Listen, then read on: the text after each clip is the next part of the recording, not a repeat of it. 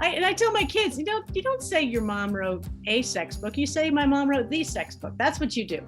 I come from a long line of repressed Puritans and, non-sex talkers, like zero sex. I had two older sisters. One of them talked to me about sex. My brother kind of told me how it worked in a way that was so not helpful and not accurate. But then my friend Cindy Pierce lives around the corner from me. She seventh child in a family of, big sex talkers. So she got into this gig of talking about sex with the fraternities down at Dartmouth, I think it was, being the auntie that people could talk to about it. Then she was doing all these talks and we would run together every morning. And I'm like, Cindy, you got to write the book. She'd said these stories were just so great because people would tell her everything. And she's like, all right, will you do it with me? So, okay, yeah, because I will be the Puritan. I'll be the non-sex talker and you'll be, because really I represent a lot more of the public than you do. And so we'll just ask all our friends about their sex lives. It'll be super fun. You can imagine being our friends. They're like, no, Cindy and Edie are coming. So we started worried. We're like, oh, are people going to really tell us about their sex lives? You couldn't get people to stop talking. Hi, I'm Chris Waddell. Welcome to Living It, the podcast where we join experts in the experience of being human. Be bold. Say yes to adventure. Say yes to living it. Welcome to the progression. Then all of a sudden, when they had a bad year and they were kicked off, they're like, well, what? Wait, you guys aren't all on my team? And I was like, yeah, that's the way it works. You're only as good as your last race, basically. So I feel like I knew that. I learned that going in. And again, I think it's the middle school thing, that whole just not taken for granted, not assuming that anyone else is going to be looking out for you. Looking out for yourself. And it is that kind of hard sport too, isn't it? Because somebody's going to tell you something, some coach is going to tell you something, and it could be brilliant, but it might not necessarily work for you. And as an athlete, you have to figure out how to assimilate whatever the coaches are telling you and put it into practice, because ultimately you're the only one going through the starting gate. Right. You have to make it work for you. Yeah. And you were successful. Two-time Olympian, top 10 in the world, And we get to be a weird country for ski racing oftentimes, right? Where your value is based on what you do during a 2-week period of time every 4 years. The rest of your career really doesn't matter all that much, unfortunately. But you were super successful. And then you went from there and started telling this story about ski racing. How did you decide to make that progression from being a ski racer to Racer X to writing about it? Because writing's not an easy thing to do. It's not like, you just know how to do it naturally. Well, I think, I was sort of writing all the way. I never thought I would be a writer. I never envisioned, I don't know what I envisioned for myself, but that I didn't see that. But I did always, now that I look back on it, I always kept journals, and there were a lot of torturous times there. So when I look back at my journals, they're a little bit depressing, but it was kind of therapy, I think, at the time. So I definitely was always sort of looking at, and I think it helped me have a different perspective on situations. When you write about it, you reflect. You can also kind of take yourself, have the airplane view of the scene and what's going on. And then the writing really came about because Gary Black, who was trustee of the ski team, and he was a huge supporter of ski racing and owned Ski Racing magazine. When I quit, offered me, he said, do you want to write a piece? And so I wrote a piece, and that piece was Racer X, the first article I did for ski racing. And it was a sort of about retirement and some thoughts on that. And that turned into working for them and covering races, and Racer X being a regular feature. And then when I graduated from college, finally at age 29, because I graduated from high school at 15, so I was in no hurry. God. So then it, I was going for a different job and used Ski Magazine as a reference. And Ski Magazine said, hey, why don't you come to New York and work for us? And so it all of a sudden it was a career.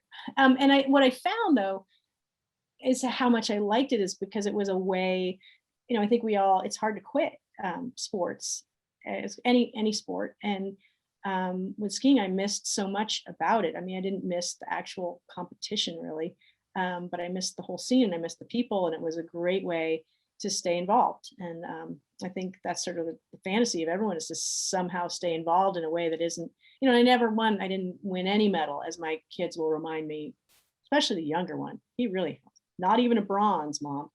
Um, but which in a way is a gift, because I'm never trying to sell my ski racing pass, because it was okay, but it was nothing to hang your hat on. So, but to be able to stay involved and not have to sort of like sell what I wasn't, and instead be able to, you know, continue interviewing people that are in the sport and people that, you know, in part of the skiing history, is just a really nice way to stay connected. And I think, you know, it'd be great if each sort of generation of skiers that came through had somebody like me that was that connector, because I feel like our group of athletes, the women especially, have stayed really tight. And I know some other eras have on the ski team, but it kind of takes somebody keeping those connections going. And I just, because that's what I do, I'm able to kind of keep everyone in the mix. And so that softened the blow, it sounds like, as well, of the Oh, retirement, because the yeah, retirement, totally. So actually, and so when I, you know, one of the many things that I said I'd never do, like when I was never going to ski race in college, because I just figured, well, I'm going to ski race, you know, once I made the US ski team, I said, well, I'm going to, you know, the Olympics and the World Cup. And then when I'm done, I'm going to be done. I would never race for college. Well, sure enough, I'm 27 when I retired from the US ski team. And I felt like I just still wanted to do it. And there's a little college, Sierra Nevada College, on the shores of Lake Tahoe. And I got a scholarship to ski NCSA, it was at the time. Now it's USCSA. And it was so fun. It was great. And it was a bunch of, and I couldn't do, and I was too old to ski NCAA, so I couldn't do that. But this little school recruited all these ski racers from like Norway and Slovenia and Canada and Spain. And so we had this international team of like ex-World Cup and ex-Europa Cup people who were getting their degrees and still just wanted to get up early and train and do the ski racing thing. It was super fun. It was great. So that was my real step down program. And then working for ski racing, that was, you know, I had multiple layers of step down. It's good rehab. It's funny you say that your son said, not even a bronze, mom, not even a bronze. But what was the medal that you took out of it? What was, because in some ways it sounds like there was an education that you took out of your ski racing. Yes, there was. And I think, and that's part of why I wrote Shut Up and Ski, it was really about that. It ended up, it was about all my ski racing, but it sort of distilled into this 1 year of trying to make the Olympics in 1988. And the story of that year is that everything went wrong. And I should know this stat, but at the time, I think we were the first team in 40 years, maybe, that didn't get an Olympic medal. So if you extrapolate that out to now, there's still no team other than ours. And I think it was like 36 to us that didn't get a medal, and then no one since. So it's like, well, if nobody's gonna hear about us or know about us if I don't write about this. But the thing about that year is so many things went wrong and so many people got injured, and it's just like we could not get out of the way of bad luck. But you know, we made it through. You know, just making it to the games was a huge victory. And there were so many things working against us. So I guess that's the medal I got out of it, was, you know, just sticking with it and being a survivor. And those people that went through, those teammates that went through that experience with, you know, we're still great friends. Not all of them even were on that team, because so many were injured that year. But we've been through a lot together since. And I think that experience, everything we did that wasn't winning a medal, went into this, you know, fabric of a life experience that has, you know, endured this long. And that's 33 years, right? That's a long time. It is a long time. And I look at my kids, you know, they are 22 and about to be 20. And when I think, some of these kids, some of their friends that they've already had for 10 years, they might be, when they're my age, they might still have those friends. And those are all ski racing buddies. It's pretty cool. Do you think ski racing is different than other sports in that respect? You know, yeah, there's some things that are built into it. The co-ed factor, which is a little bit less now, I think, just youth sports in general seems to be, but still ski racing is pretty co-ed. It's something you really can't do. I mean, you can do it off season, but there's a beginning and an end to the season. So it doesn't sort of just like drift off forever. So that sort of makes it special. There's a lot of discomfort involved. There's a lot of time in vans, time in lodges, time on the chairlift. You just have it. It's not like you just show up at a match, you do your thing and you go, or at a practice. Like you really spend a lot of time together, and a lot of it, not very luxurious. Like you're it doesn't matter. It's better than I'm sure it used to be. They would not put up with the way we used to do things.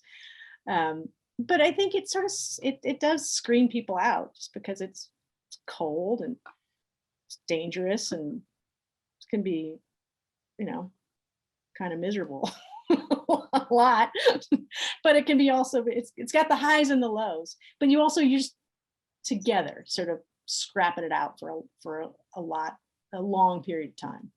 I've always felt like it was separate to a certain extent, and part of that was for me where I grew up. Like none of the kids who went to grammar school and middle school with me were ski racers. I mean, short of my brother.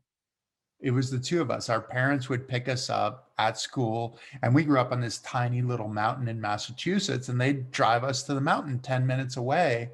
And I had friends in the neighboring town who were ski racers, but it was different. It wasn't like being on the soccer team where you're on the soccer team with all the people who are in that particular school from that particular town. Yeah. And it seemed like as you get older that you go further and further, right? You go from like your little group to then a regional group to a national group or whatever. Yeah. Yeah. And I think it was interesting too, going back to Ted, when he was talking about what other sport do you lose so much more than you win? You can be the world's best. And there's that factor of it. Like the people you're doing it for the love of the sport. And that's, there's all these things that go into what you have to tolerate to be a ski racer that sort of screen out, and you end up with these people that they're different cats. And yeah, you can't just sign up for the league and go. I mean, you can, but it's an enormous pain in the butt. I mean, also getting your kids into skiing, let alone ski racing, it's monumental effort. So by the time, you get to the resort and other people are doing it, you're like, you're my people. You can tolerate this. Hold on. Now describe what that monumental effort is. Oh, so you wake up on a Saturday. I mean, most people, you get to the weekend, you want to relax a little, you want to sleep in, have breakfast. My kids had never even been out to breakfast. And I mean, they did I guess in the summer they may have, but like winter, they didn't know what it was to go out for breakfast. Because you're up, your kids, they're in their jammies, they're watching TV, and you're like, they think they're going to be. And when they're really young, they're doing that. And then all of a sudden it's like, nope, you're up, you feed them or you get some food that could be in the car, and you're getting all the gear together, and just trying to get 2 squirming people and all their crap and all the food and everything you're gonna need for the day into the car. You get to the area and you gotta get all that crap into the lodge, and you gotta get it on the kid, and it's a lot. I mean, it's a really, you have to really see the pot of gold at the end of the rainbow to stick with it. And it's early and it's dark. Early. Yeah. I mean, it's early and it's dark. I mean, if the kids knew there was an option, they would never do it. So that's, people will be like, oh, my kids, they just didn't like it. I'm like, you don't ask them. I mean, when they were old enough, if they had said, we really don't like this, fine. But by then they were hooked. But it wasn't like we were saying, do you want to watch Scooby-Doo and have pancakes? Or do you want to go out in the freezing cold with really uncomfortable boots on and freeze all day? Okay. Yeah, I mean, where you there were can't no feel your choices. fingers. Yeah. You don't give them a choice. Okay. You know, but they loved it. I mean, I do say when I remember one of my moments of like, okay, I won this is my oldest was, I don't know, he was maybe 4 or something. He was or 3. He was really young. He was on his back in the parking lot. Like my kids, they really didn't throw tantrums. They were pretty good that way. But he was just like red face, beating his arms and legs. I don't want to go home. Like he wanted to stay in that frozen parking lot because that was awesome. It's like, this is great. I have won. You must think at that point that you've done something, right? Like this kid could really be a ski racer. Like normal people, sane people would be going home right now. And this, Right, no, no, right. I want more of this. Yeah, don't take me away. And then in this, the other moment was we were at a wedding in the summer and I couldn't find him. He was pretty young then. And looking all around. So I find him by all where the drinks are. He's found a cooler and he's putting his feet, bare feet, in the ice. Like, okay, that's a skier. So is this nurture or nature? How does that one work? It's hard to know. You know, so my husband was a ski racer too. We don't do the masters thing at all, but he was also a ski racer. So as somebody pointed out to me kindly on my blog, said your kids are lucky because my wife always says, you know, you have to have a crazy parent to raise a ski racer, or your kid has to have a crazy parent. Your kids are lucky; they got 2 crazy parents, and so hard to know. It's nature versus it's kind of both with them. But I mean, I'd like to think we were humane through it all, but they liked it. I mean, it was, they don't know the difference. It's what you do. They got fries and hot chocolate. I mean, come on. It doesn't get any better than that. French fries and hot chocolate. And one of the things that I remember, it's fun. I did a commencement speech at Lake Placid, and for the ski academy there, and I came in and it was the smell. So it's a cement floor, and it was the smell of spilled hot chocolate on this cement floor. Like it's years and years, this Yeah, accumulation of, and I was like, ah, like that's a ski lodge. That's the smell of a ski lodge. patina. See, like that, and there's a lot of people that might not enjoy that, but you know, we appreciate the finer things. So what's the culture of being a ski racer? So you are a ski racer. Chan, your husband, is a ski racer. Your kids are ski racers now. What culture were you introducing them to? I think, I mean, there's a lot of just the, I mean, it's kind of the shut up and ski culture, like a little bit, just go do it, you know, and that you gotta get up early before you can think about it and go out and do something. It's about being around people. Obviously, it's about some risk taking, and because skiing is, you know, adrenaline sport. And It's about the losing. mountains. Yeah. Excuse me. And Yeah. losing. Yeah. Well, right. Right. It's about failure. Want to get you into something where you can fail. We didn't talk so much about failure then. We didn't really. I mean, feel like that was just part of the game. Now people are really calling out the failure. It's like, yeah, you're right. This does kind of suck. But Well, it's different when you're young though too, right? Because it's like a race of two people in some ways. It's like, did you beat your buddy or did your buddy beat right, you? I mean, you guys are right, number 175 and 176 in the race, but it's like it's a race between two people in some ways when you're a little right, kid. right, right. Yeah, and it's, yeah, I think definitely as adults you get much more, and parents get more into the results, and you know, it's funny, sometimes you'll see parents like after a race they don't want to approach their kid, or they sort of approach the kid with a long face, you know, expecting them to be disappointed, and the kid's like, wow, that was fine, like, you know, uh, they have less expectations.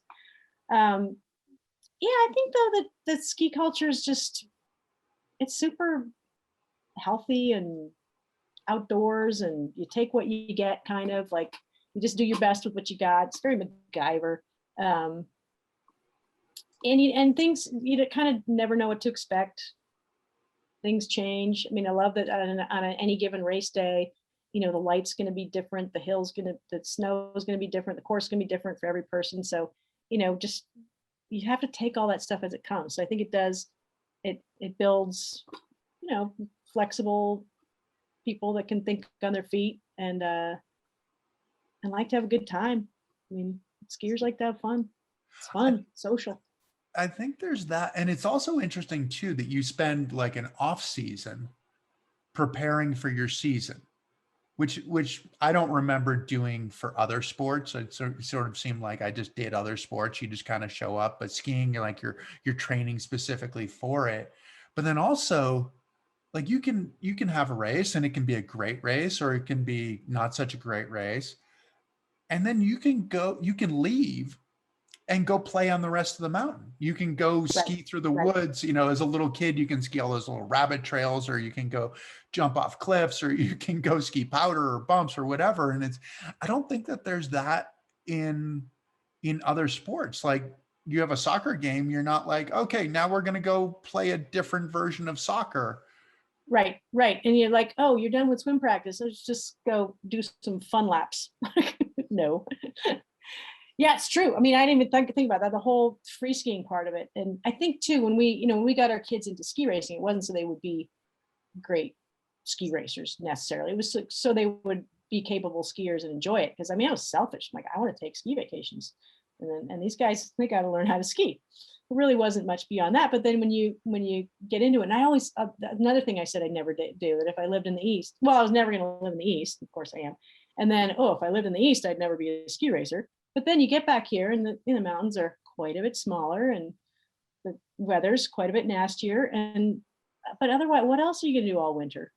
Sit inside and go crazy. So of course we were going to do that. And you get out there and it's the same, yeah, it's not a bluebird 40-degree day every day with perfect snow like in the West, but it's the same, everything I loved about the sports, that the people and the riding the chairlift and gathering in the lodge and the sport itself is just super fun. And you're right, like there's the training or the racing, but then there's everything else, the building the jumps and skiing in the woods and doing whatever stupid goofy stuff you do.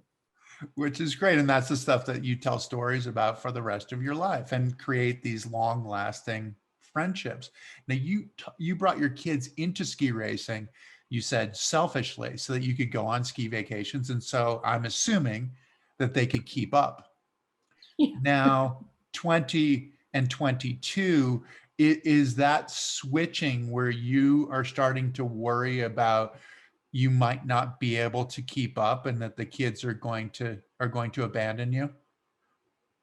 Oh, the not keeping up happened so long ago. But then I was like, what was I trying to think? Like, go on ski vacations. First of all, paying for them to ski race. We're not going. And then anywhere where we would go is probably to one of their ski races. So our ski vacations are like work, whiteface.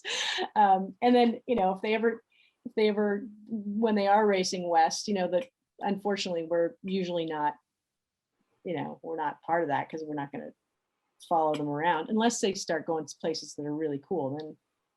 Then who cares if they want us to go or not? We're going. But yeah, the idea of a family, I don't know, because they're so busy ski racing, there's sort of not time for a family ski vacation. What we've gotten sort of every year except for last year, and before my oldest started going to college, that we were all in the same routine. I'd get spring skiing out in the West, in Squaw Valley, where I grew up. And so that was basically my ski vacation every year. And it's awesome. I mean, because then you get to see family and get west, and they got to, because there's no real skiing back here at that time. So the kids got to extend their ski season and they got cousin time. So that was great. And I say the can you keep up thing kind of tongue in cheek as well, because I think that's one of the great things about skiing is that it can be so cool generationally too, where young kids, older kids, parents, grandparents can all go out and have a good time, and you can all be entertained, where it doesn't really happen in other sports. I mean, there might be like the picnic softball game or something like that, but it's different than that. You can have a great time. Your kids can have a great time side by side, and you're not necessarily doing exactly the same thing. Right. It's not like, you go back for a reunion and play the alumni soccer game and you break your ankle or twist. It's, skiing is one of those things that you can do well within whatever your range is, till you die. And I do, remember many times sitting on the lift with, my kids and myself and my mom and dad, or mom or dad, and just thinking, this is really cool. Like, and because when we were all like, nobody was holding back, everyone was getting what they needed out of the day. And yet you all come together on the chairlift, and it's pretty neat that way. And then my kids did, both my parents have passed away now, but they skied with their grandparents and really got to experience them sort of in their zone, like, because they love skiing, and share the mountains and share that experience with them. So it's pretty neat. You've been able to experience that as an athlete. You coach the U14 right at the Fort Sayer program as well, when you get some of the young kids. So an athlete, a coach, a parent of athletes, what's the responsibility to kind of tell the story of skiing to people who might not have experienced quite as much as you have? You mean as like when coaching kids? When coaching Like, kids, but also like when you're writing, when you're yeah, writing and trying to fill those gaps, and like what's important, what's not right, important, bringing, I think you did a chocolate chip cookie recipe or something like that in one of right. your With pieces. Lila Lapagna. Yeah, I do. I actually I have a cookie jar that has a little piece of tape on it, says you probably need a cookie, and bring it out to the NCAA carnivals, because chances are, it's ski racing. So 95% of the people didn't do as well as they wanted to. So they need a cookie. I guess what I try to do as when I'm coaching or when I'm writing, sort of the drum I'm beating a lot is it's a long road kind of concept of you can't get all hung up on, a result from a day or a winter or, a season, anything. Um, and because it's a very long road where you're going, and it takes a long time to get good at it. But whatever it's all the experience is worth a lot more than the results, and not to get hung up on that part, because you're getting so much more just in, just a kid getting into the starting gate alone. Like you said, nobody gets in there with you. And it astounds me, every year when I'm out there coaching, and you see these, little stick figure kids, getting into the gate, and it's like ruddy and icy, and it's a gray day, and they're going out there, as hard as they can. I just think, wow, that's cool. I mean, that's pushing yourself, and that's just hard. And I think this sport, it demands that of you, and we don't always, you don't always get the reward of like a great race for that, but it's truly character building, and gives you self-confidence, for life, that it's hard to get anywhere else. It's hard to recognize the experiences that you've had until afterwards.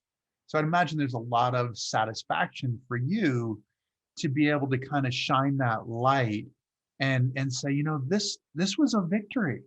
I mean, Yeah, is that part of what you take away from both the writing and the coaching? yeah, for sure. And I think, everyone's sort of ready for the message whenever they're ready for it. So I don't want to be too preachy about it ever. It's because you can't paint too nice a picture of it either. It's like, you get your bumps along the way. But I think sometimes when you can sort of pull a lot of pieces of the experience, put it together into a story, and people can see it that way, it's a little easier then for them to get in the mindset of like, okay, I don't have to freak out if, as a parent or as a kid, if I'm not improving as fast, or I didn't do as well as I wanted to do. I try to put something out there in a sort of a bigger, so they can see that in a bigger context. That's, I guess, the long road of like, all the effort you're putting into this and all the time you're putting into this is it's not coming back to you in the form of a result. It's a much bigger life experience. And it's not worthless if you don't win. Right. Because most of you are not going to win. Thanks for playing. I mean, really, if you told someone getting into it, you'll win exactly, yeah, 2 times in the next 18 years. But you can have a great time. You'll love it. You'll make lifelong friends. They're like, what are you selling me? How much does this cost? Oh, it costs a lot of money too. Yeah. And it'll hurt. You'll get hurt too. Yep. So you've got that to look forward to, but this is the life. Is it interesting? Like, I mean, because then as you get older, right? I mean, as you get older, you get a greater sense of life, of things that go wrong. I mean, specifically like on the skiing side, like one of your teammates had a plane crash, right? Right. And sort of reduced back to zero. And how did ski racing apply to that? So Eva Tordokens, who you're referring back, she was a teammate and she would have been on that 88 team. So she was one of those who got hurt right before the Olympics and ended up going to 2 Olympics after that. Her nickname was the Bulldog. She's like the most just tenacious, just toughest, hardest working, like call her the Russian judge. She's really pushes hard and everything. So she's a pilot, had a private plane and crashed it 2 years ago, 2.5 years ago. And a crash that would have killed anyone else. She survived and in the hospital for I think a couple months and then in rehab for a month and really had to relearn how to walk, how to talk. Really long road. So we again, this group of us has stayed together. This group of women who went, these teammates from that era, and we all rallied around when she got hurt, and seeing her in the hospital, and seeing her in rehab, and visiting her, and taking her. I guess the first time, like 6 months, 8 months, I guess after injury, got her to High Fives up in Tahoe. That is an amazing organization that was the first time. So she was just sort of just trying to survive. And that was the first time she was in an environment where she sort of got in touch with her inner athlete and got a glimpse of what she might be able to do to recover. But her whole journey, it's been such the athlete mindset. Like, it's been this mixture of just making audacious claims of things she's going to do because she had to. I think that's the way she always was as an athlete, and then managing expectations, because obviously, it's going to take a long time. So what's an example of an audacious claim of what she's going to? She said when she was not able to find her words and she was like dragging one who could barely walk on a walker, like, I'm going to surf again. And like, okay, well, she's surfed now. I mean, so she got saying this, and we're seeing her progress, and we're like, okay, that's great, have the dream, but also it's kind of thinking, really, can this happen? And she's, she wants to live independently, and she's getting close to doing that. And we wanted to, once we saw that she could surf, like, well, you got to ski again. And that made her really nervous, because like so much of her identity was with being able to be an Olympic skier. I mean, she was amazing. So it was funny because I'm thinking, because I'm not a surfer, so and I've tried a few times, pathetic at it. Like, okay, you've surfed. Like, skiing's gonna be a piece of cake for you. But what I didn't really realize is that in her, her vision of what skiing was, she knew that it was going to be so far from, and would what she, a little bit what, was thinking about with learning to monoski, would what she was able to do be so like depressing compared to what she, used to be able to do, that it wouldn't be worth it, that it would be like this big come down. But we ended up getting, so Christy Turgeon coming and Heidi Volker, and I got her out to Park City last February.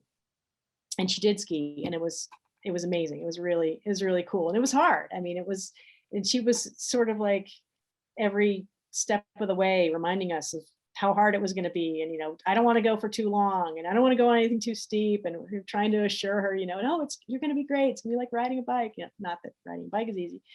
But I think she was doing, she was like, yes, she wanted to do this, but then she was managing the expectation. But once it was hilarious watching her. It took her a little while, her run on first time, the equivalent of it, Deer Valley, was just sort of barely smushing the skis back and forth, and I still wasn't convinced. I don't think she was either. She's like, okay, I'm doing it, but I'm not really doing it. And then we get her on a real, a steeper hill, and I'll never forget skiing behind her and seeing her body just click into place and just boop, boop, boop, make these turns and little pole plants. And it was ingrained. It was really neat. But is that mix? Hold on one second. So she went just with the three of you. So it was Eva, you, Heidi, and Christy. So experts in one sense in the sport, but nobody who is an expert in Eva's sense of the sport in terms of like, what do we do with this woman who is starting over? And yeah, no, nothing. And little things like didn't even occur to us that, we're going into pandemic. It didn't occur to us that, okay, we're going to arrive into a parking garage. So we're going to make her, balance on one foot to put her boots on in a cold garage, and then walk like, of course there were elevators, but like walk to an elevator up and across cobblestones and then having to go downstairs to a bathroom. I mean, the fact that she even got to the hill, anyone that was in any way trained at this would have been like, thought of that step. Like, no, you need to get her to the actual mountain before you've used up all your currency here in however much time she's got, because she's got one leg was badly damaged, and she's got all kinds of plates in it, so she doesn't have that much time in a boot before it's excruciating. And we used up a lot of it by just getting her to the hill. Yeah, we didn't know it, but again, it all worked out.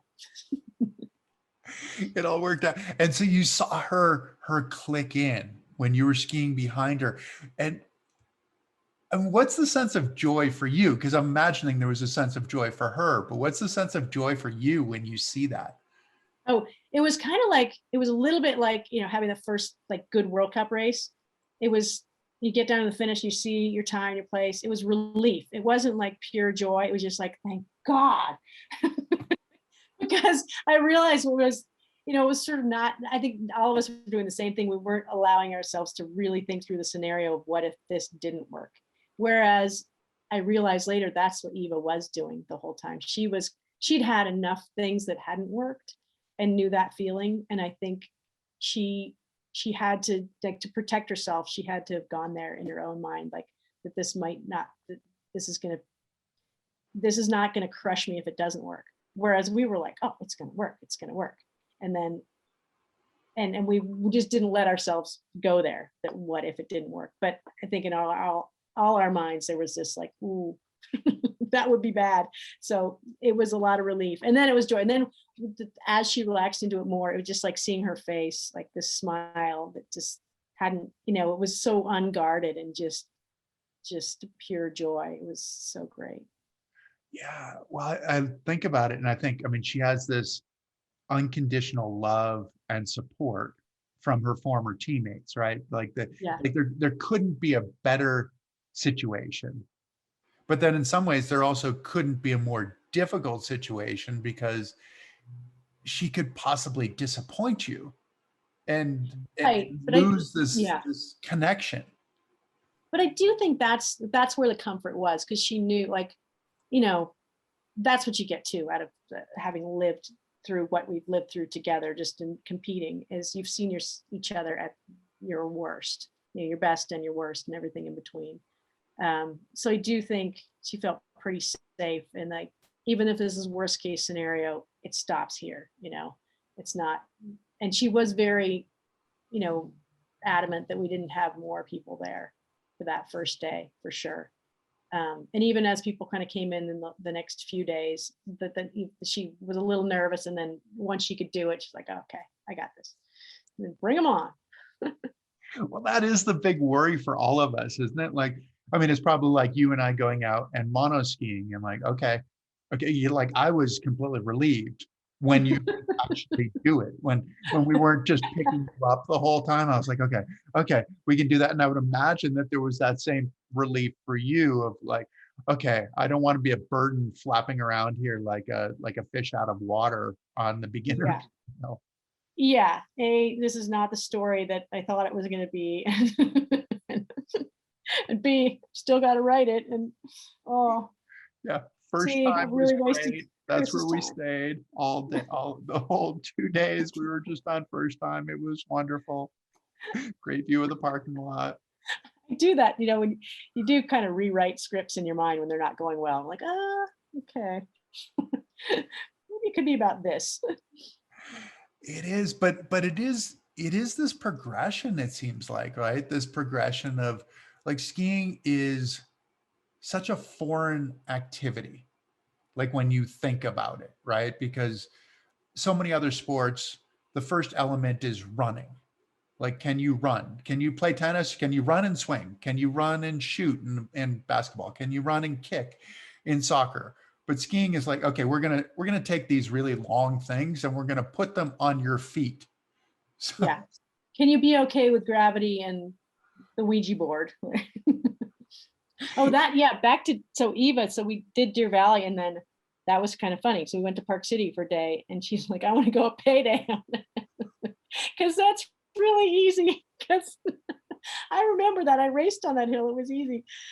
And we had to, John and coming and Christy's husband was skiing with her, and they're like, nah, Eva, we're gonna go around the steep part of Payday on this road and then come into it. And she was having none of it. She's like, what do you mean? It's fine. I got it. And it was all we could do to convince her to go. And we got her to go around and come underneath the head wall of Payday, because I wasn't going there again. well, that's and I don't know Eva as obviously as well as you do, but she and I went to the language school at Dartmouth one summer. So when we were both on the Know ski, that? yeah, so we were at the language school at Dartmouth, and and so I don't think we were. I was taking French. I don't know what she was. I feel like she was taking Italian or something like that. So we weren't in classes together, but we sort of. Tamba. She was taking Italian. I think Yes. that's what I was remembering too, and I'm glad you went there, and I didn't necessarily, since I don't know the story nearly as well as you do. But I was it was when I was competing in the summertime. So I started competing in the summertime, and it was right before. So it was 1992, must have been 92. So it was 92, it was my first nationals that I went to in wheelchair racing. And so I was trying to get my training in the midst of my brain melting, effectively, like having to speak French all day. And I went out one day and I was out for a training ride, and Eva rode by. And Dartmouth, it's a place where a lot of people are super active, and there were two guys who are riding their road bikes, fully kitted out. They're just like, they look like they know what they're doing. And I was coming the opposite way of them, and Eva was in some ways like the little kid on her mountain bike with like minimal tire pressure, just hammering up to these two guys on their road bikes, and then past them. And for me, that sort of captures her mentality of like, Yeah. I am going to do whatever I need to Yeah. do, and I'm not going to Yeah. be denied. Yeah. No, it's remarkable too how far she's, and I have to remind myself when I, have a conversation with her on the phone, a normal conversation, and have to remember, like, the whole year after her accident, she couldn't, it was kind of like trying to figure out what Lassie was saying a little bit. Like, it was because she couldn't find the right words, and it was just hard to just understand what she was really trying to say. And now, I mean, I have to pinch myself that she's, you have a normal conversation, and she's talking about going surfing, and she's driving. I mean, it's amazing. Now, is she going to get you to go surfing with her, since you've not been successful surfing? Is this one of those that you can learn side by side? Like, she is the Russian judge. I don't want to surf with her, even after the injury. And I mean, she's already, complaining about being, she's started on a board that the only length board I have ever been on is the long one. And she's already like scooched down 2 sizes from that. And she can't get down to her 6-foot board yet, or she's already surpassed what I do. So no way. Well, it's got to be great to see this progression, though, to see her from, see the accident and then see her in a position where you didn't know. You didn't know if she would ever get any better. And you've been through the other side of that. I mean, you wrote this great article about your mother. I mean, it was just Mother's Day yesterday. I'm not sure when we'll publish this, but it was just Mother's Day yesterday, and this great article about your mother going through Alzheimer's. And the one thing that I took away from that was sort of the joy of her coming back. The pony, I think you used the Yeah. term, right? So tell us what the pony is. How does that work? Well, yeah, this was the pony is the theoretical pony is.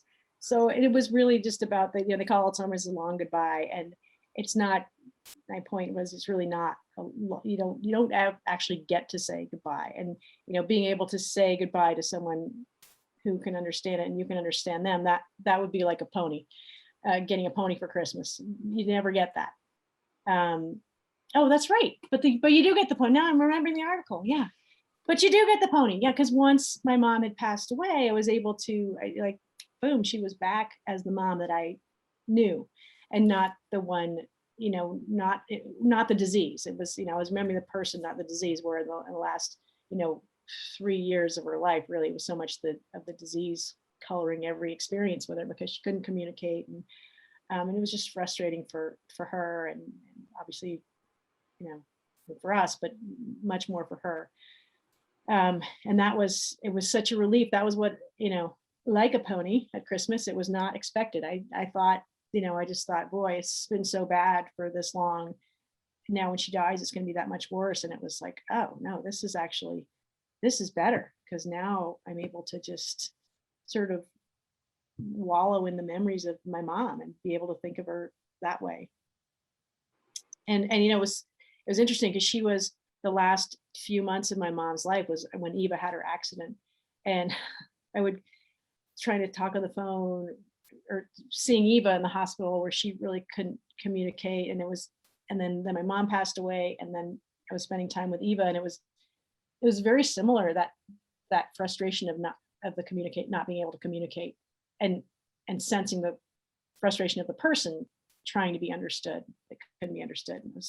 It was just interesting that it coincided. Yeah, new appreciation for just being able to to communicate with people. Well, it's interesting. I mean, I think we all take, I mean, this is the beauty of telling that kind of a story, right? Is that one, I think as we get older, we start wondering those kinds of things. I mean, I've, started doing luminosity and these kinds of things, like keep your mind going. Cause my godmother, my mother's sister, has had profound Alzheimer's, and she's happy, and she goes around kissing everybody and dancing and all of these things, which is an amazing gift. But my mother, who was younger, I think looked at that and said, I don't ever want to go in that way. I don't want to go in that direction. And you never know, you never know kind of how things go. And my parents taught adaptive skiing. My father continues to teach adaptive skiing at Waterville Valley, New Hampshire. My mother was teaching a ski class, and she was teaching this kid with autism, and the kid was having a bit of a tough day. And my mother fell intentionally, just to have the kid be able to go, oh, somebody else is doing this whole thing. But she had a heart issue, and ended up having to get they couldn't fly her, and they gave her some blood thinners, and brought her to the she went and had the surgery. She had a stent put in, but she had had some sort of bleeding on the brain and ended up, it was just profound. It was in the moment, right? And we never get to choose. Like, she went from doing exactly what she would choose to do to suddenly not being there, but in some ways not having to go through that period of being there and not being there. And it's an interesting kind of dilemma, I think, for all of us in some ways, Yeah. as we look at our lives. And you look at like the Saturday Night Live back in the day of like the die early, leave a good looking corpse kind of thing, or whatever. It's like, Yeah, I know. I guess it's, and you're not going to be able to choose, and that was my father died suddenly. And then mom was like, I used to call it like, I wanted to write still figuring out what to write as a book on this whole thing. But one of them was dying fast and slow. Like, just that they were so different, such different experiences. And I think, yeah, I guess the hard thing with the Alzheimer's is more, I think, for us, as we're all of us thinking about the fear of it, and I don't know. I mean, I guess I've gotten better about it. I mean, at first when my mom was going through it, it was just, it's all I thought about. And that was another thing. Once she had passed away, I stopped. Like, I sort of realized, okay, there's nothing I can do about it. I mean, yeah, there are things you can do, for certainly you lifestyle things you can personally, do. Yes, yeah, for me worrying personally, that it was going to happen to you as well, what you saw in right. your mother. So it's just sort of that worry about it. You got to also, you could, worry about Alzheimer's and then get hit by a truck, or, it's something else. And so, I don't know. Still trying to, I do sleep at night, which is good now, but there was a while there where it just was consuming, because you do like that idea of what your mother was thinking about looking at her sister, I guess. So I don't want this. Where you're checking yourself, and in some ways then you're precluding yourself from living, because Right.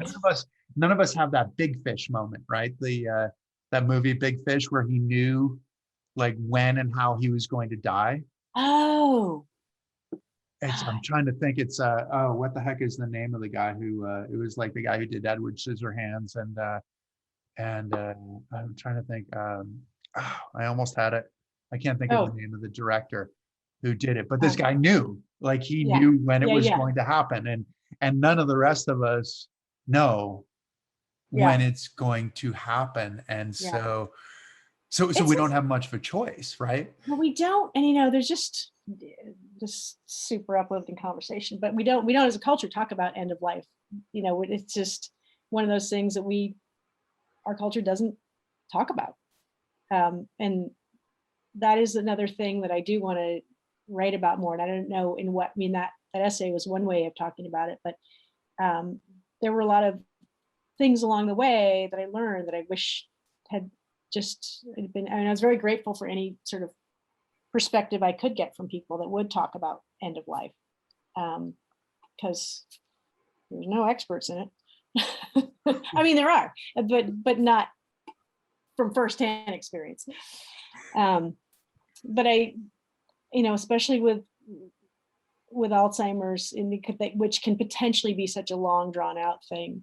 I just, I've actually joined Facebook group, and I'm working with the Alzheimer's, volunteering for the walk to end Alzheimer's and stuff. And it is, I think, instead of just sort of like being afraid of it and turning away from it, I'm trying to learn more about it and be part of that community. Because I think just the more the better, and the more support you have out there when you're going, if you're going through it, or in any capacity. Because I think of all, we're either going to be going through it, or going to be someone close to us is going through it. It's nobody's that far away from it. Right, especially as we grow, as we continue to grow older and older, right, and live longer. You kind of need to do it, though. I mean, you don't. In my mind, you don't really have a choice. I mean, you need a bookend, right? Because you've done a book on effectively the beginning of life. You've written a book on sex. How how did that one happen? I'm assuming that this is not coming from your mother. This is a transition. I think this is what they call a transition. Off to death, back to sex, where it all started. Yeah, I would not. So as a ninth grader going into middle school, I would have been picked as least likely to write the book on sex, for sure. and throughout my youth, 12 or 10 or something. Yeah. I mean, throughout, even like through all the ski racing years, like definitely voted least likely to write the book on sex. I blame it on my neighbor, Cindy Pierce, who lives around the corner from me on Dogford Road. And surprisingly, so we live 2 miles away from each other in the sticks. And in between our two houses is where this other woman, Mary Roach, grew up. And she's a very successful author. And the same year we came out with our book on sex, she came out with a book that was, best New York Times bestseller. All of hers are. It's called Bonk. It's the science behind sex. So that one year, there were like a lot of sex authors in our little 2 mile span of Hanover Center Road and Dogford Road. It was sort of odd.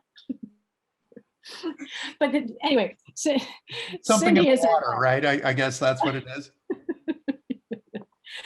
Yeah. Well, so I grew up, my parents were wonderful, but sort of like the June and Ward Cleaver, they had just this, I was like, oh, you get married, you grow up and you meet the one and you get married and you're married happily ever after and everything's perfect. And wow, how do you really find that one person? That was sort of my idea. That's what relationships and marriage were. And God, never talking about sex ever. And then Cindy, opposite end of the spectrum, she was the youngest of 7. So by the time she was, 4 years old, she had, her older siblings were getting married. And so all the girlfriends and wives were always in some ample sex talking all the time. So that was always her shtick. And so we would run together and she started talking to fraternities about sex because she realized it's a topic nobody talks about and they really appreciate having a way to talk about sex, and that's part of healthy sexuality and blah blah blah. So she was downloading from one of her talks at a frat house, and now back it up to a certain extent. So what's the title of the book and what does the title mean? Okay. Finding the Doorbell is the name of the book. Sexual satisfaction for the long haul. So it's really about sexual, like sustainable sex, really. I mean, that's because when you first meet, the sex is the easy part, right? That's kind of the thing that brings you together. That's the dessert. That's what everyone's waiting for that. And it happens and it's easy, and then relationship goes along, and maybe you get married, maybe you don't have kids, and it just moves down the to-do list, and then all of a sudden it can become, sex can become the thing that's actually standing between people. So this thing that brought you together can be the thing that sort of drives you apart.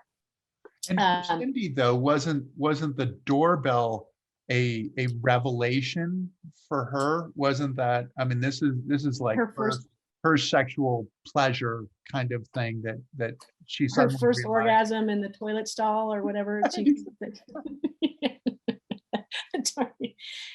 got a lot of stories. But yeah, she talks a lot about sexual pleasure, and how, female and male, and the importance of it, and I'm still have a hard time talking about. I can't talk about Cindy's orgasms. I can't talk, even hers. But she talks about her own awakening in a very frank way that sort of allows people to laugh about it and to be more free talking about it. So she was sharing her communication skills and her. And she's a comic, right? I mean, this openness. Is like she's a comic storyteller. Yes. So she had a stand-up routine, right? Yeah, I can't remember how this worked. She was working on a stand-up routine, but it was a lot of like her sexual awakening was in this comedy routine, and I was helping her on that. And then she was doing these talks at these fraternities, because we're right up the hill from Dartmouth, and at sororities, like, so that women be more empowered to get sexual pleasure and to be able to communicate better with their partners and blah blah blah. and males to respect women more and to be able to give them pleasure. And I'm listening to her, blah, blah, blah. And I said, oh, Cindy, you got to write the book. And she's like, okay, let's do it. Like, what? Let's. Well, that's a plural pronoun, this let thing. Yeah. So we did it from the perspective of the Puritan silent majority of me and the, open sex talker, Cindy. And so we came at it from two different ways, and we interviewed just a lot of people of all ages, but most of them were probably around our age at the time. We were, I guess, 40 or something. This is like your When Harry Met Sally kind of thing. Yeah. Like the older people that they go to occasionally. Right. Go to the sages. So we just, and I was, at that point, so my youngest was in first grade, my oldest was in third grade when the book came out. So and it was the result of like all these interviews with people, and just how do you communicate about sex? How is your sex life? Like what, not how is it, but sort of more, what are the things, what are the impediments to it? What are the priorities? Like how do you keep it going? Because I think you would get to the point where people are like, what is it? You have these visions of what everyone else, or just an idea of that everyone else has something better, something more exciting, something, someone else read the book, someone else got the manual. So we were writing the manual. No, just wanted to, kind of make people feel a little more normal, but also remind them that you got to make it a priority, and just put a lot of stories in there and a lot of different topics. And so we came out with this book. My kids were appalled because, as I said, they were in first and third grade. What are they saying about this? Mom, they said nothing, and they didn't read it. What's that? They said nothing. They were not to read it.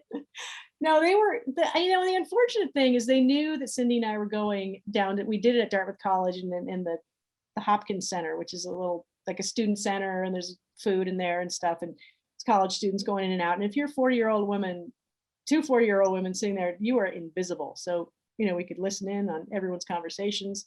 We could meet people there. We could talk about anything we wanted. Nobody was paying a bit of attention to us. So wrote the book there. Kids knew we were writing a book, and the books came in because we had a local publisher, and it's like, oh, the books are in. So I was like, oh, I have time to go. I'll pick up a bunch of boxes of the books, put them in the back of my car, and then I can pick up the kids on the way right back from school. And I'm on the way to pick up the books. I'm thinking, wait a second. Those kids are going to see those books in the back of the car, and there's no way they're not going to make me, because I hadn't told them yet it was a book about sex. They're going to want me to open up that. So I called the neighbor. I was like, can you pick up the kids at school there at the bus stop? I can't do it. So I scurried home and stashed the books, and then I figured out a way to break it to the kids. Eventually it's about marriage and about relationships, and they're like, okay, and they looking at the cover, and it's kind of a fun cover, and I was like, and they never liked to read that much anyway, so I didn't have to worry about that. But I don't know, we just sort of shuffled it away. And then my son was so proud. He walked in at first grade, told his teachers, like, my mom wrote a book, and he's walking in the door, and she's that way, and I'm behind him, and she's looking at me, she's like, oh, that's very exciting. What's it about? I said, it's about marriage and relationships. And I'm behind him, sort of mouthing, I'm like, it's about sex. She's super school marmy, like she was the martinet. She was like the hardcore first grade teacher, wrap your knuckles. She's like, I'd be very interested in that. So I gave her the absolutely most inappropriate Christmas gift the teacher's ever gotten. Most inappropriate or most appropriate gift. Exactly, right? Yeah. But it's one of that book is one of those things too that I didn't know how appalled and horrified they were until years later, which is fine. Our job is to embarrass our kids, really. Why have them if you can't embarrass them, right? I said, you guys, this is going to be great. All you have to do, like, you tell as you're, going through life, just remind people that your mom wrote the book on sex, not a book, the book. How are those conversations now when you bring them back? You go, so have you told your girl, meeting the girlfriends or these kinds of things? Did my son tell you that I wrote the book on sex? You know, I don't even know. I gotta, I guess her birthday's passed, but there's always Christmas. Wouldn't that be a great gift from your boyfriend's mom? That'd be awesome. But it's solid. I mean, I have to say that, it's a book that's not going out of style because nobody's ever, people aren't going to figure out how to, comfortably and regularly talk about sex with each other I don't see us making a ton of progress. So I think it's a solid book. It'll stand the test of time. Evergreen, I think is what they call that, right? Yeah. Bottom line, punch down once a week, whether you think you need it or not. Which, of course, for newlywed, it'd be like, what? Once a week? Are you kidding me? That's ridiculous. And then, a few years down the road, you're like, wow, every week? That is really funny. So you're hitting all of the major topics, right? I mean, so you're getting sort of the skiing, the psychological part, you're getting the sex part, and now you're moving into food as well. Yeah. And so there's a cookbook that's on the way. We won't put any pressure on you because there's not really a deadline, but what does Bring It Eats mean? Because it's a blog right now too, right? And I'm so it's supposed to, Bring It is the name of the site, but Bring It Eats is the name of the URL because Bring It was I don't know. Basically, the website's called, the name of the blog is supposed to be Bring It, but it's Bring It Eats if you're looking for it.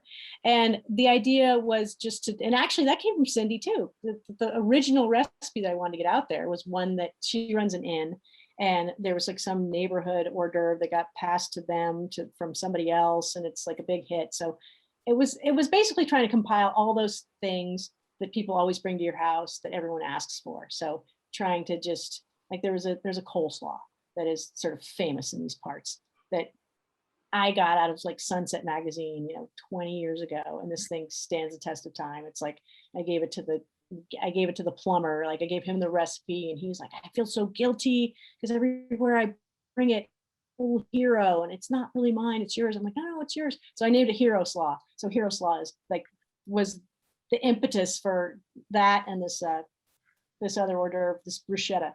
So famous in this I just wanted to be triangle of where you live, I guess, right? This yeah, it does. Yeah, I should see if Mary the sexual neighborhood here. Okay.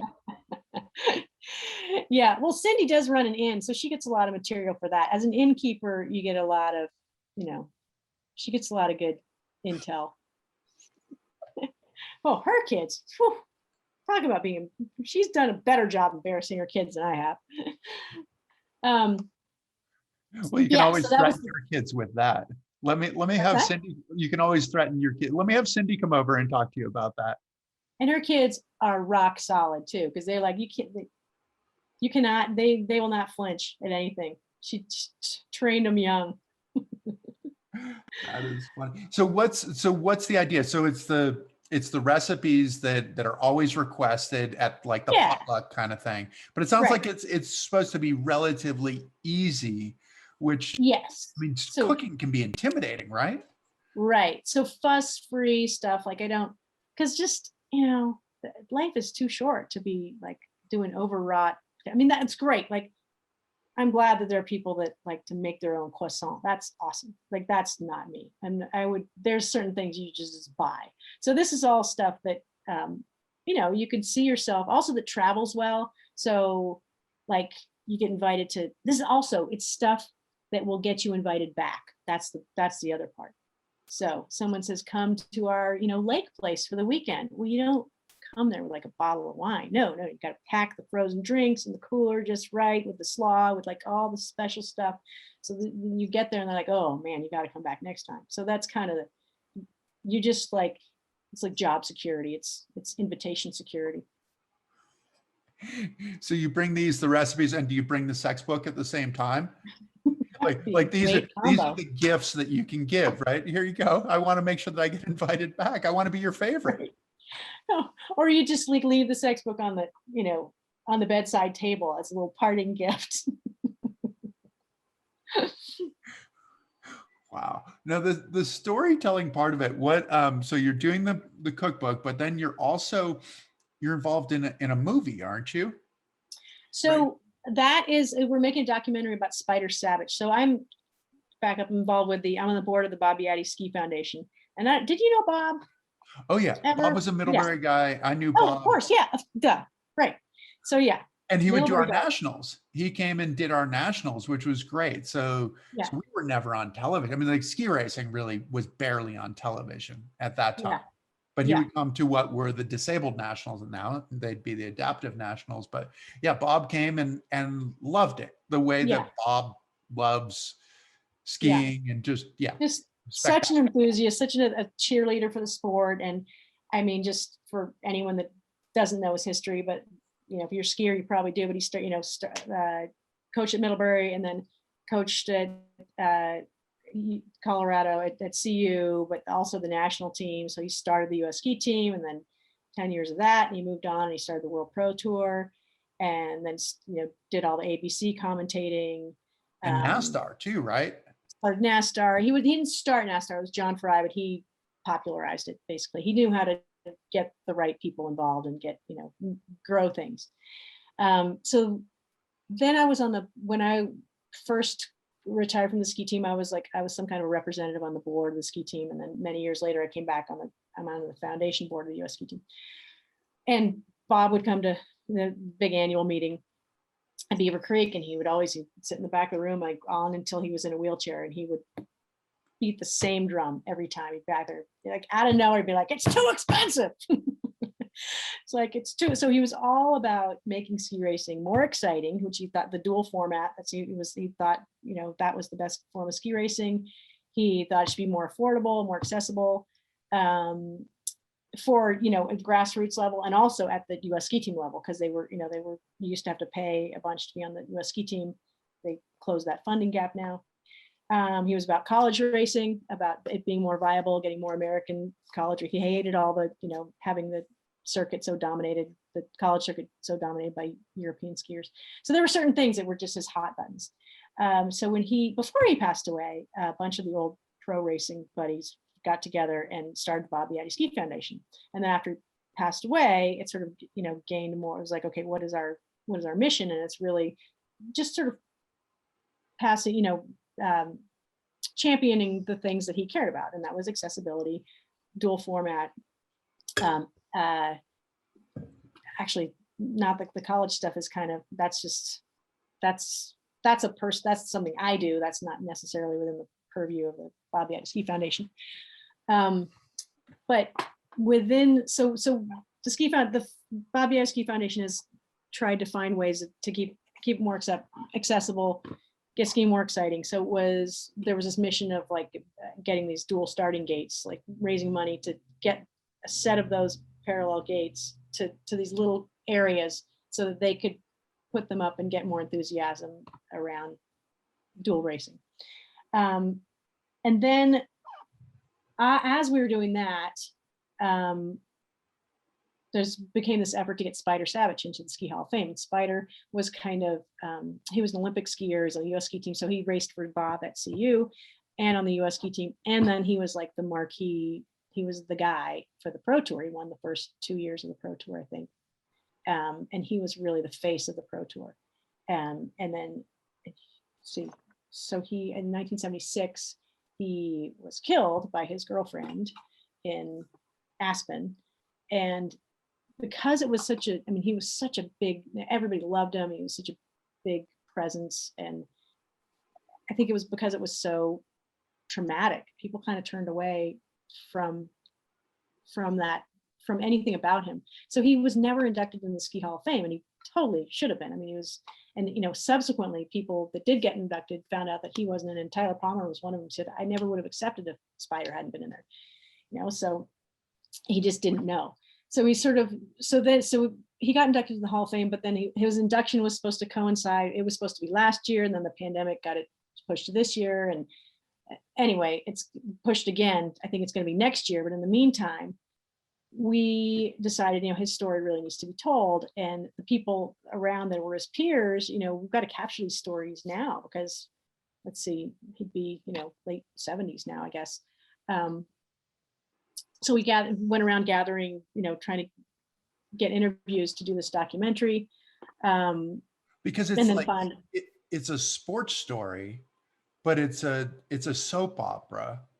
It's set in Aspen, which was like, in the 70s and in Aspen, right. Well, so that's what's kind of come out of this. You realize, I think so many people are intrigued by it, and I am too. It was sort of skiing in its heyday, Aspen in its heyday, the pro tour. It was just this moment in time that people are really nostalgic for.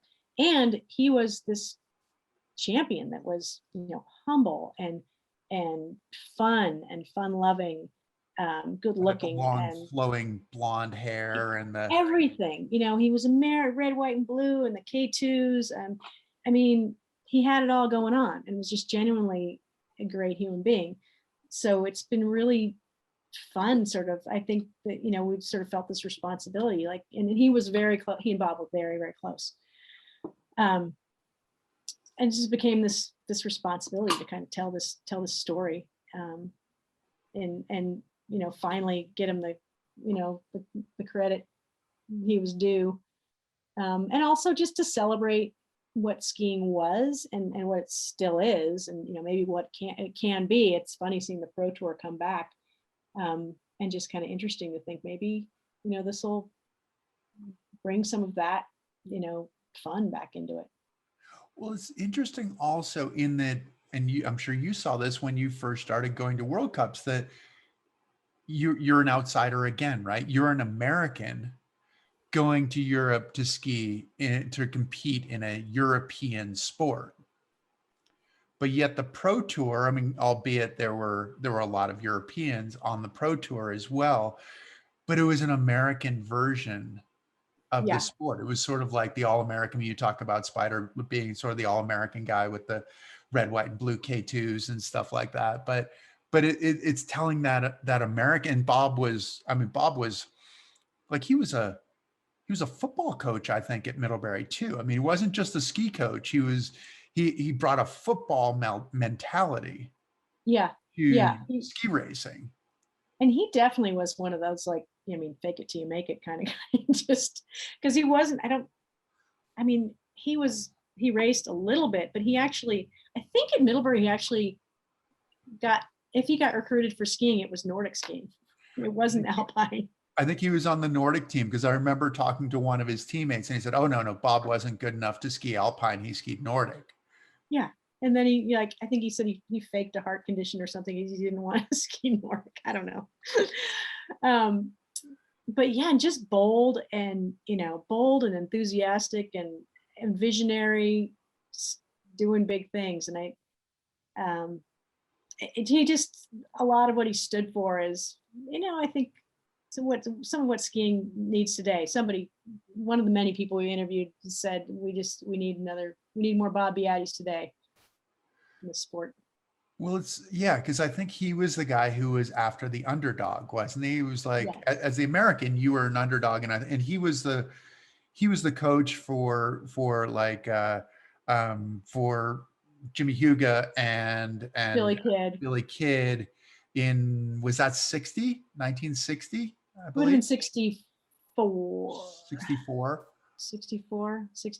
68 was Grenoble. So they must have won their medals in 60. I think it was 64. Yeah, maybe it was 60. It was either 60 or 64, and a bronze, a silver and a bronze in the slalom, and it's a big deal, but it's just cool. Like, having grown up in the sport, but also having grown up in the sport. Like I said, I grew up on a tiny little ski area in Massachusetts, but it was like this little bit of Austria that they had picked up and plunked down in the middle of a textile town on the Connecticut River in Massachusetts, where you had all the international flags like hanging off of the A-framed lodge, and the the one brother ran the ski school, one Austrian brother ran the ski school, and another Austrian brother ran the ski shop. And it was just like this little bit of, in this tiny little town you'd never even know. But it's really cool to see somebody who makes it ours, as opposed Yeah. to adopting theirs. Well, but it was, and but also that, I mean, that's, I think was so cool when we were growing up, is that all, every ski area that was, it was all these Austrians coming over after the war, this was where they came to, and they ran the ski schools, and they really were such a big part of building our culture, and so many of them stayed. And then I do feel like skiing has lost, as that's sort of gone through, and skiing became about property and selling real estate. It changed, it definitely changed the feel, and it wasn't the core, it wasn't about the skiing as much anymore. It was more about the lifestyle. And lifestyle, I don't mean the lifestyle we think of with the ski racing, but the, Not the waking up at 5 o'clock in the morning and no, yeah. no, having the right outfit and the right car and all that, and the chalet that you use 2 weeks a year or whatever. Yeah. Well, you're coming into spring. I know that you were in a similar situation to us, being in New Hampshire, where you go from winter to mud season to summer. Where being in Utah, it's the same kind of thing. Where I woke up this morning and there was snow on the mountains. It had, it's supposed to be 65 or something like that later on the way. But what's next, and what do you think, like as you come out of a ski season, is that something that mirrors kind of how you look at your life, and what's kind of next in the season, and what's next in the projects? Yeah, I'm a little bit, well, I mean, so I'm clinging to the term dormancy now, because there was just an article in the New York Times that named languishing as what many of us are feeling, where we're not thriving, but we're not like totally depressed. So we're functioning, but not. And then this other guy wrote something that said, I prefer to think of it as dormancy. Like, it's not the conditions to thrive right now. So I'm saving up. So I can't really envision what the next big thing is, other than I know I want to do some writing with the book about my mom with Alzheimer's. I want to keep writing. So in the meantime, I keep writing for ski racing. So I sort of keep writing the things that come along, and for skiing history, which is super fun, because that's just sort of interviewing people and, learning more about the sport and the people. So I'm just hoping it all, like, I don't really know what the next big thing is, other than, working on the documentary. So I've got a lot of like irons in the fire. I'm not so sure what the next, I don't have like its big driving mission right now. I've got a lot of energy built up in whatever's going to sprout. Saving up.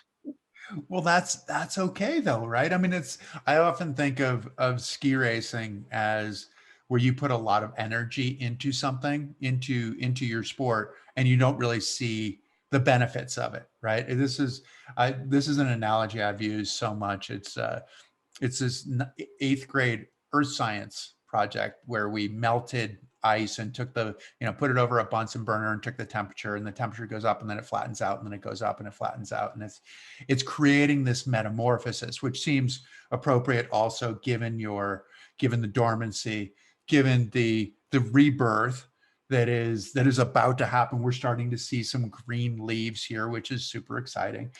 But it's cool. And I think it seems like, has it become easier to embrace that sort of situation, or is there still like not really knowing, like not really knowing? Yeah.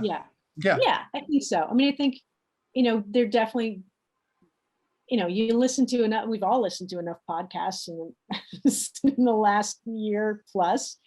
And, you get those people that are super directed and always know what they're doing, but then you get some really accomplished people that sort of took things as they came and weren't 100% sure what the next thing was, but I think you're right. It is very much like ski racing or any sport where you put in the work, pound the rock, and you don't know when that next jump is going to be. So yeah, I think I've gotten it. You get older and you either get better with it or you drive yourself crazy. So I'm okay with it. The alternative isn't all that good. Yeah, that's true. Right. Don't drive yourself crazy. That's for sure. Well, Edie, thanks so much. I mean, I think it really is this idea of being comfortable, being uncomfortable, and going, okay, I don't know what it is, but it's going to work out. I'll get there. I'll see it when I get there. Yeah, I mean, I think that's a good gift. And you say, what do I feel responsibility to pass along? I think that's something you can give, kids, people you coach, like whoever. I mean, it's kind of nice to assure people they don't have to have it all figured out. You just keep doing stuff that interests you. And I've missed a couple springs skiing though, for different reasons. So I do know what's in my future is next spring, I'm going to ski all spring. Looking forward to that. Out in Squaw. Yes. Out Perfect. west. Well, this sounds great. Thank you so much for taking the time, for joining us, for being a voice in our community and helping kids, helping adults, helping old ski racers who are still looking for that perfect turn to be able to put the pieces together. It's been absolute. And for people, I mean, I don't want to talk exclusively about ski racing. I miss the whole sex part of things. We're helping those people as well. Those of us, all of us. So thank you for all of what you're doing, Edie. Thank you, Chris. It's been a total pleasure. So thank you to all of you. Thank you for joining us. Thank you for taking the time. I hope that you've enjoyed what you've heard. If you do, please like us, please follow us. That's the greatest gift that you can give us, that and telling your friends about what we're doing. So please tune in for the next one, and we will look forward to seeing you. YouTube, Apple, Spotify, whatever it is, please like us, please follow us. So thanks very much, and we'll see you on the next one. Thank you for joining us. Please subscribe to Chris Waddell Living It for more stories on the adaptive community, the Paralympics, artists, athletes, entrepreneurs, experts in the experience of being human. Also follow us on Spotify, Apple, Facebook, and Instagram. I look forward to seeing you next week.